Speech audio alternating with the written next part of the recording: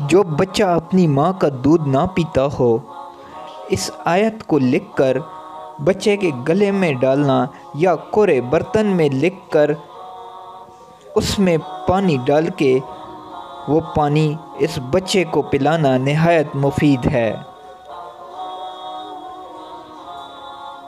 سبحان ربک رب العزت عما یصفون۔